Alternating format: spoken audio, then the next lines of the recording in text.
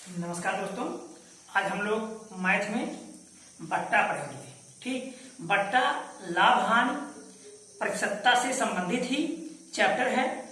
तो बट्टा का तात्पर्य होता है, इंग्लिश में इसके डिस्काउंट बोलते हैं। ठीक, तो बट्टा से तात्पर्य होता है छूट या कटौती।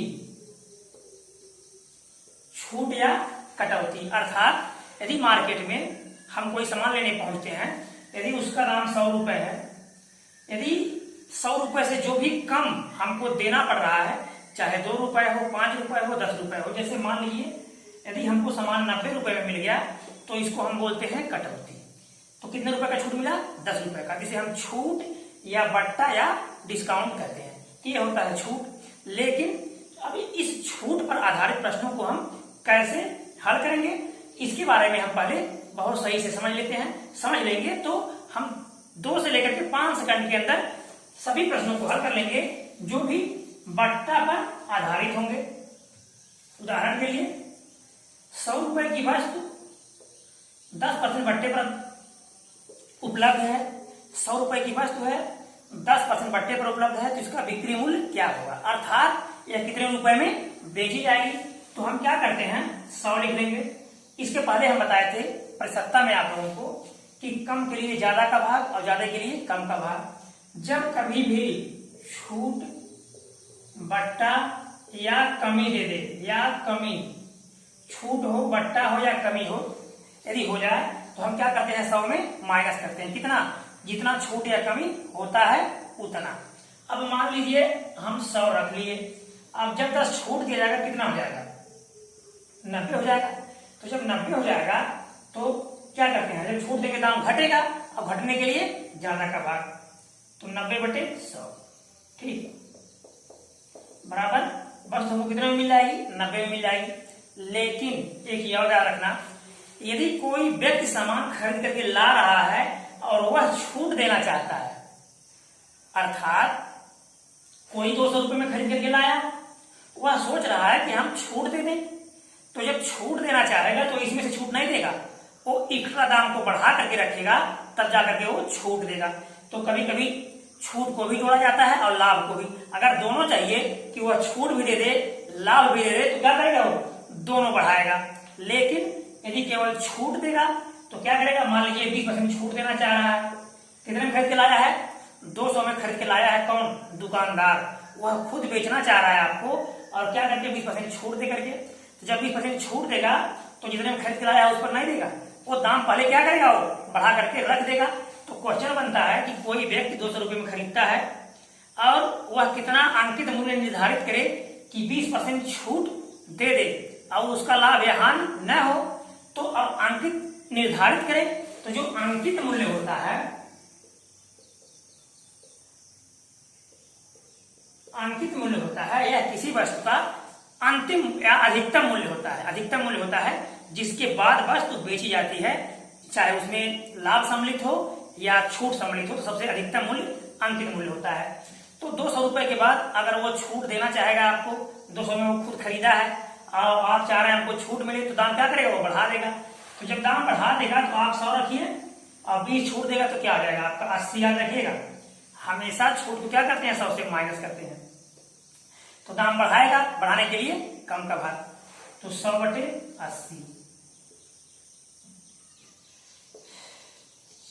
4 दूना 8, 4 पच्चीस 20, 50, 2 पच्चीस 10, 5 पच्चीस 25, 250 रुपया। कितना दाम रखेगा? 250 रखेगा। अब आपको 20% छूट देगा तो उसका नुकसान नहीं होगा। चेक कर लीजिए, 250 रुपया है, अब वो 20% छूट देगा, तो दाम क्या हो जाएगा, दाम घट जाएगा। अब घटने के लिए ज्यादा का भाग 80/100, 2 जीरो कट गया, 25/200। अब 200 में वो आपको बेच देगा, लेकिन कब? जब 250 रखिएगा तब क्या करेंगे, 20% छूट दे करके। अब हम आते हैं प्रश्नों पर।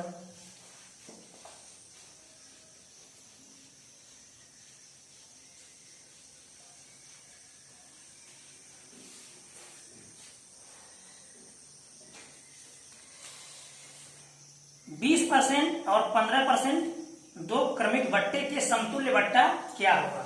कितना परसेंट?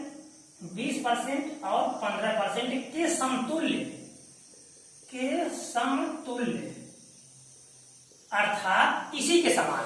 अगर हम दोनों को जोड़ दें तो 20 और 15 35 होता है, लेकिन नहीं 35 नहीं लेना है, हम कितना बटा निर्धारित करें कि इन दोनों के बराबर हो जाए। अर्थात जब आप सामान लेने जाते हैं तो कभी कभी बात होती है नगद की और कभी कभी बात होती है उधार की।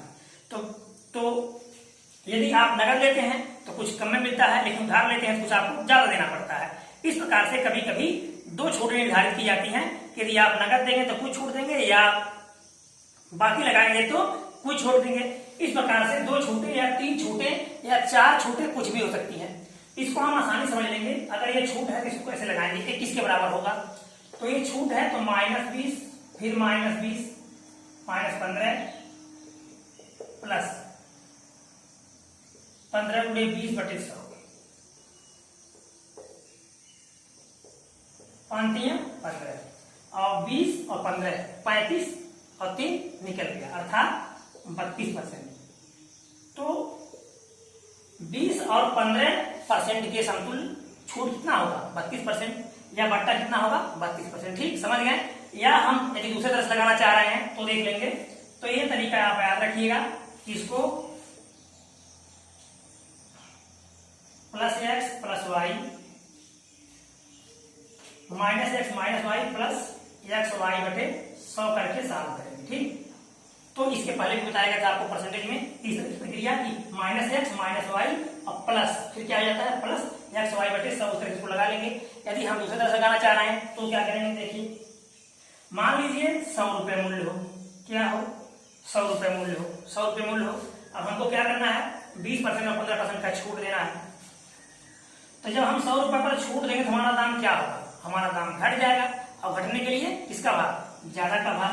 तो 20 छूट देंगे हम 80/100 गुणे 15 छूट देंगे 85/100। ठीक, 2 जीरो कट गया, 1 जीरो यहां से कट गया, 5 दूना 10, 5 7 85, 2 चौके 8, 17 चौके 68।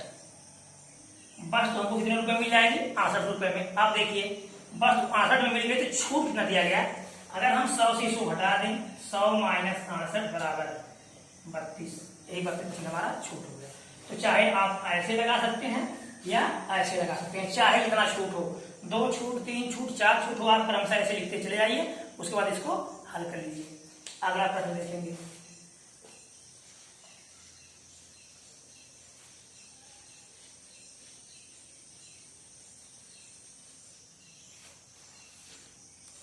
दस 20% और 40% के समतुल्य एक बट्टा क्या होगा। 10 20 40, 10%, 20% और 40%। आपको 3 बट्टा दे दिया। 10%, 20% और 40% के समतुल्य बट्टा क्या होगा। तो हमने भी आपको बताया। आप मान लीजिए 100 रुपया, मान लीजिए पहले पूरे 100 रुपया रहा हो। अब देखिए अब क्या करना है, 10 छूट देना है। 10 छूट देंगे दाम क्या आ जाएगा, दाम घट जाएगा। और घटने के लिए आधे का भाग 90/100 गुणे 20 छूट देंगे 80/100 गुणे 40 छूट देंगे, कितना बच जाएगा 100 में से 60 बच जाएगा, 60/100। तो काट दीजिए आप। ठीक, अब इसको रहने दीजिए, आप गुणा कर लीजिए।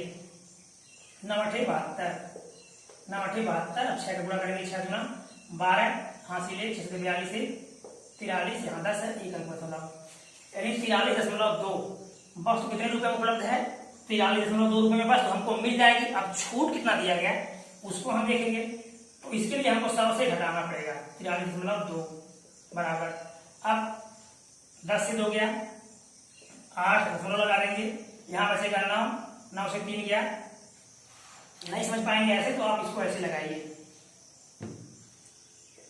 100 के आगे हम इधर दशमलव लगा सकते हैं।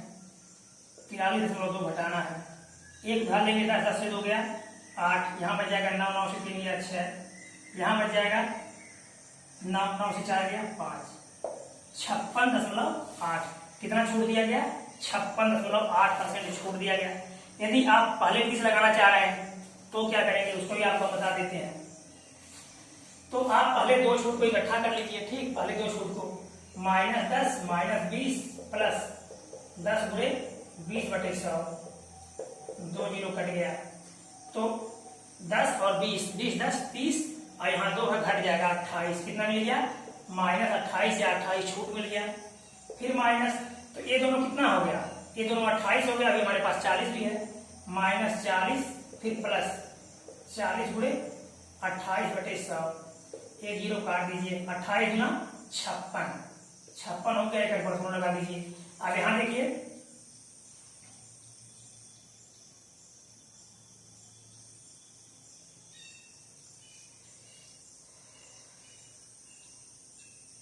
तो 40 और ये 28 तो 68 हो गया। अब इसमें से हम 5.6 को घटा देंगे, 5.6, यहाँ जीरो लगा देंगे हम, 10 से 6 गया 4, यहाँ बच जाएगा हमारा 7, 7 से 5 गया 2, यहाँ बच गया आएगा 5, 52.4। इसमें 4 का गुणा करेंगे, इसमें 4 का ये गलत हो गया है, तो इसमें 4 गुणा करेंगे, 4 बटे 32, 3, 4 दूना 8, 3, 11, एक आगे पर 11.2, तो हम क्या करेंगे, इसमें से 11.2 घटा देंगे, 11.2, तो 10 से 2 गया 8, यहाँ बच जाएगा 7, 7 से 1 गया 6, यहाँ 6 से 1 गया 5, 56.8, तो 56.8 चाहे आप डायरेक्ट ऐसे लगा लीजिए, चाहे आप पहले 2 को निकाल लीजिए, 2 को निकाले कितना आ गया 8, फिर इसको अलग से निकाल लीजिए, ठीक। तो आप चाहे इस तरह से चाहे इस तरह से आप हल कर सकते हैं। अगला प्रश्न देखेंगे,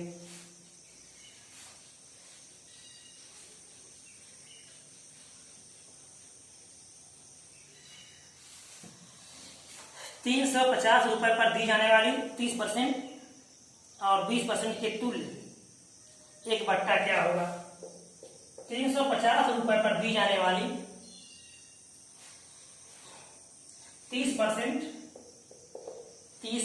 और 20% के तुल्य एक बट्टा, तो आपको बट्टा से तात्पर्य है, ठीक है, क्या ज्ञात करना है, सिर्फ बट्टा ज्ञात करना है, इससे कोई तात्पर्य नहीं है। यहाँ से रुपया दिया गया है, लेकिन यहाँ समझने से मतलब इससे नहीं है, सिर्फ बट्टा पूछ रहा है, किसके समतुल्य बट्टा क्या होगा, तो आप सीधा लगा दीजिए -30 प्लस 30 गुणे 20/100, 2 जीरो कट गया, 30 20 50 और 3 2 6, तो -50 प्लस 6 निकल जाएगा बराबर 44%, ठीक।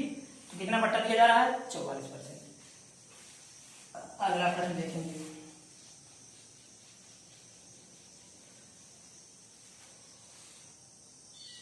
कबीर ने एक वस्तु उसके अंकित मूल्य के 25% बट्टे पर खरीदा, उसे 660 में बेचने से उसे 10% का लाभ होता है, तो अंकित मूल्य क्या है।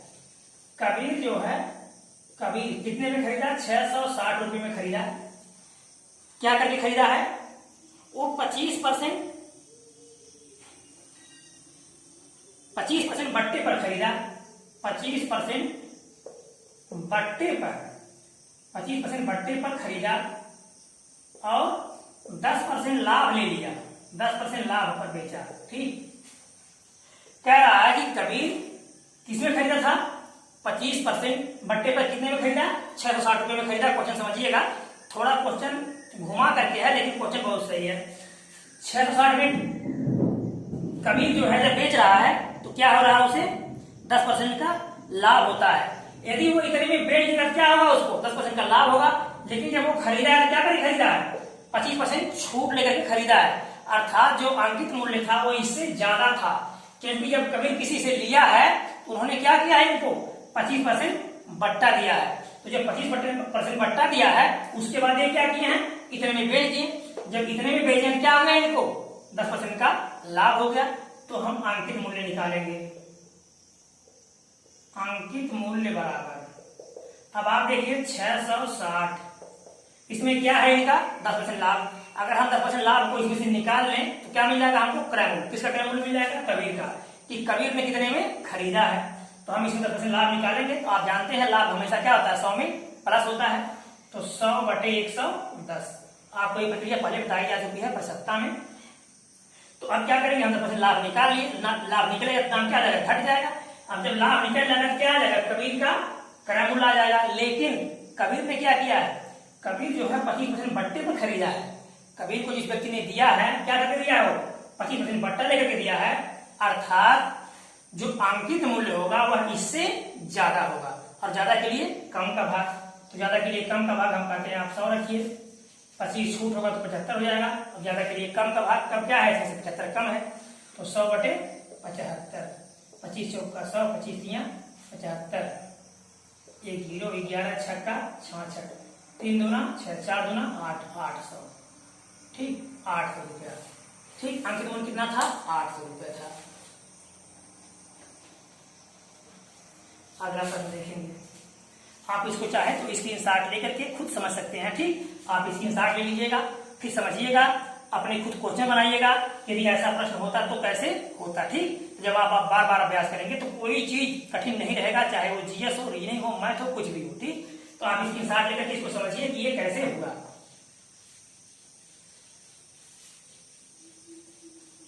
अगला प्रश्न,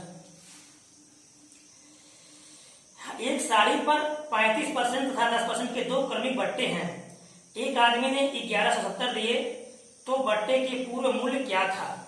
जो साड़ी है, आदमी ने कितना दे दिया, 1170 रुपए दिया, लेकिन कब दिया, वो 35% और 10% क्रमिक बट्टा लेने के बाद दिया।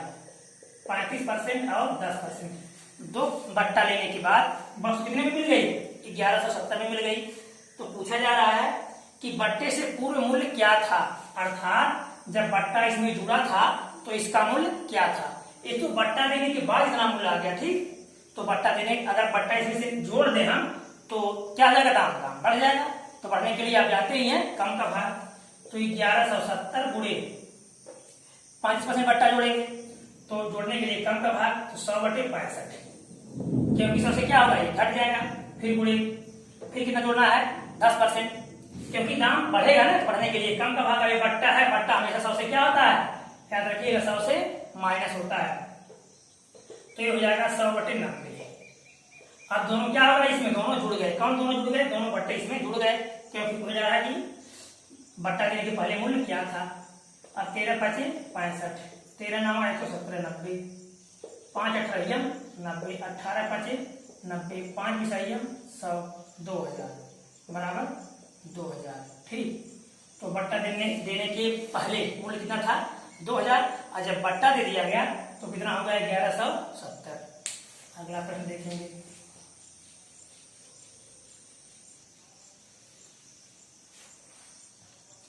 एक दुकानदार किसी वस्तु के अंकित मूल्य पर 20% तथा 10% के क्रमिक बट्टे देता है। यदि उसे किसी वस्तु को बेचने पर 108 रुपए मिले तो अंकित मूल्य क्या है। यहाँ देखिए, फिर उसी तरह सेम है, 20% और 10% बट्टे के बाद 108 रुपया। ठीक, दुकानदार जो है दो बट्टे दिया, 20% और 10%, तो वस्तु कितने में बेच दिया, वो 108 रुपए में बेच दिया। तो बट्टा देने के पहले मूल्य क्या था, तो एक बट्टा देने के पहले मूल्य क्या था या अंकित मूल्य क्या था, क्या पता करना हमको, अंकित मूल्य पता करना है। यदि बट्टा वो न दिया होता तो अंकित मूल्य क्या था, तो अंकित मूल्य क्या रहा होगा, अंकित मूल्य ज्यादा रहा होगा। उस पर बट्टा देने के दिन बिक सामान बिक गया, तो क्या करेंगे हम, इसको 100 लिखेंगे, 20 छोड़ दिया 80 हो गया, 100 लिखेंगे, 10 छूट दिया 90 हो गया।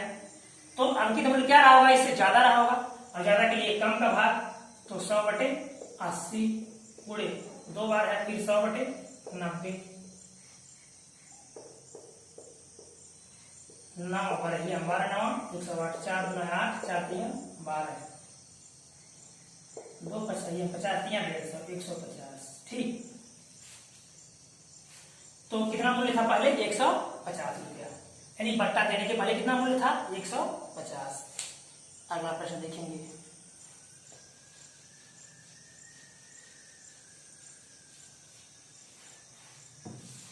किसी पंखे का अंकित मूल्य 620 है, बेमौसम के कारण उस पर 15% बट्टा मिलता है, उसका शुद्ध विक्रय मूल्य क्या है। तो किसी पंखे का अंकित मूल्य आपको क्या बता दिया है, अंकित मूल्य है 620। बेमौसम के कारण अर्थात बिक्री नहीं हो पा रही थी, समस्या में कुछ गड़बड़ आ गई, तो क्या करना, इस पर बट्टा देना पड़ा। हाँ, 15% बट्टा मिलता है। अब 15% बट्टा दे दिया गया तो इसका शुद्ध बिक्री मूल्य क्या होगा, तो आपके बाद अंकित मूल्य दिया गया है, क्या करेंगे हम इस बट्टा को निकाल लेंगे या छूट को निकाल लेंगे, तो बिक्री मूल्य बराबर 620। अब हम कह रहे हैं आप यहाँ 100 लिख लीजिए, 15 छूट देंगे तो क्या हो जाएगा 85। हमेशा छूट क्या होता है, छूट हो, बट्टा हो, हानि हो, नुकसान हो, 100 से माइनस होता है। अब जब अंकित मूल्य इतना है, आप 15% छूट देंगे, दाम क्या हो जाएगा, दाम घट जाएगा।